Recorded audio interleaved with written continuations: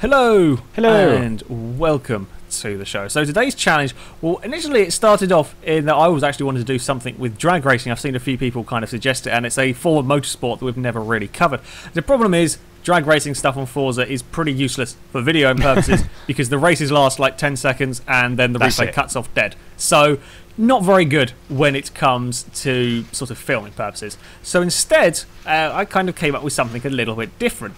What we did is we went off and built 3 cars that we would think would be pretty damn quick from 0 to 60. We are then going to test them and see how their 0 to 60 times actually compare to those done or to those reckoned by the benchmark. Because, you know, you often use the benchmark just to kind of get a general idea of what your car will do. We've used it to get statistics for cars because it's the easiest way of doing things. But I was kind of wondering how accurate it would be.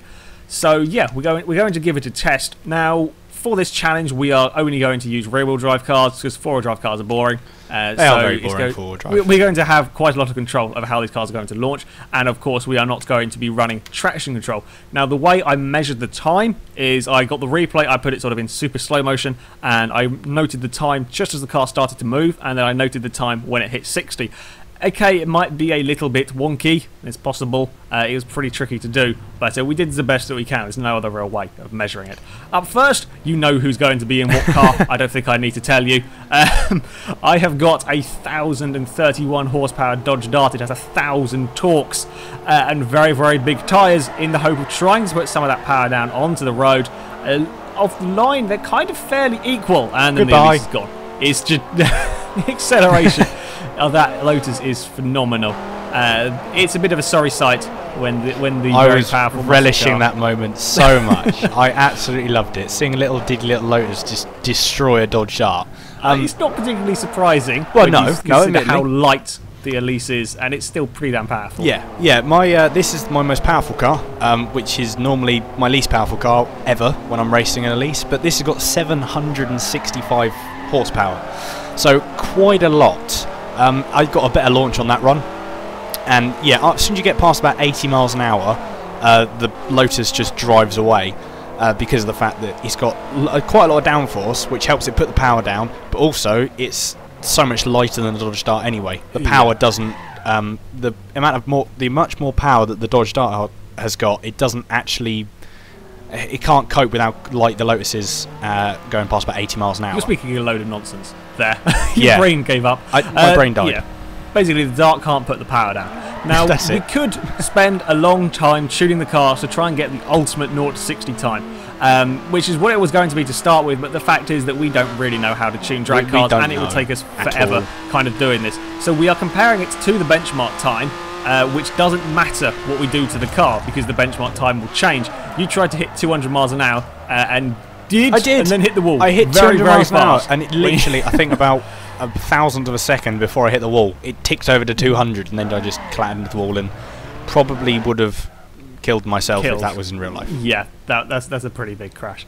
Anyway, we move on next to the next 2 cars. I am driving the Porsche 911 GT2 RS. I was thinking this was going to be pretty quick as it is rear-engined, so it has all the weight over the back of the car. I mean, it should have good traction. It also has 860 horsepower, so it's got plenty of power to go with it. And as you can see, it pretty much destroyed the Ultima in it's very quick indeed. I mean, this is the Porsche is a very fast car. Yeah, this is a quick car standard. I mean, we both drove them a couple of weeks ago, and we were quite surprised as to how quick it was. And remember, that was stock. Add another 200 horsepower in, then makes for a very quick car. I say only. Yes, we're going to be saying only.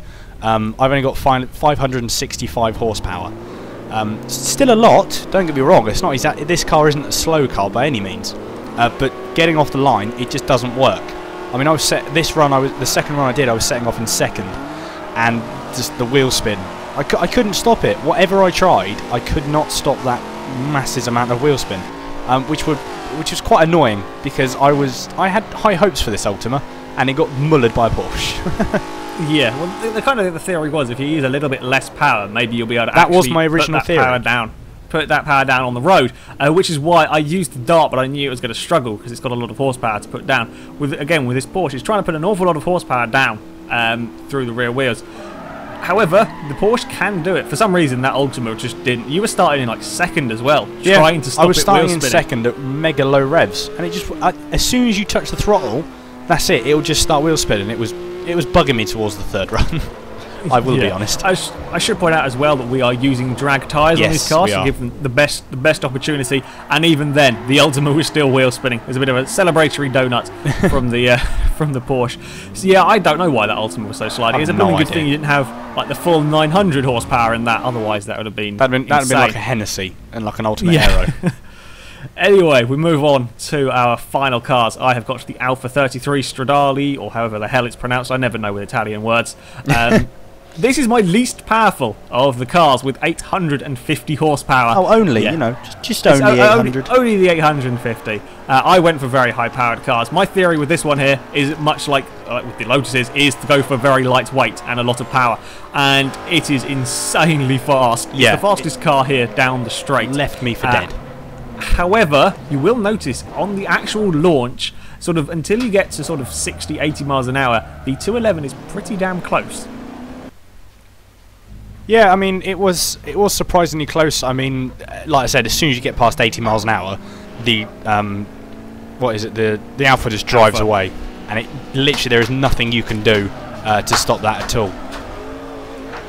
And that is the one problem with this Lotus. I went for less power because I was going to go for the theory of less is more, and it worked. Like I said, until about 80 miles an hour, and then, you know. Yeah, well, the whole point of this test is 0 to 60 times. We're doing the whole run just to kind of give people an example. Also, because it would make a very short video if I just did 0 to 60. It would be over very, very quickly if we were doing that. But the time that mattered was the 0 to 60 time. And by having the 211 with not too much power, very, very lightweight, means that 0 to 60 time is still very, very quick. The fact that the Alfa then utterly destroys it later on is slightly less important. It's still pretty damn impressive. This Alfa is the fastest car we had here out of all of them. I'm not massively surprised when you think 850 horsepower in a car that weighs less than 1,700 pounds. Not surprising that thing it's going to be quick. Rather quick. It is going to be quick, we know that. It does struggle a little bit off the line, but still, that's a mighty, mighty fast car. And I actually managed to hit the 200 miles an hour that run and get it stopped just before the wall. Yeah, literally, you couldn't have timed that better, to be honest. You couldn't have done that any better at all. No, I literally it ticked over to the 200 miles an hour. I slammed on the brakes, and as you can see, you can barely fit a Lotus in that gap. Anyway, here are the launch times for each car. These are the 0 to 60 times. The 911 GT2 RS did 2.3 seconds to 60.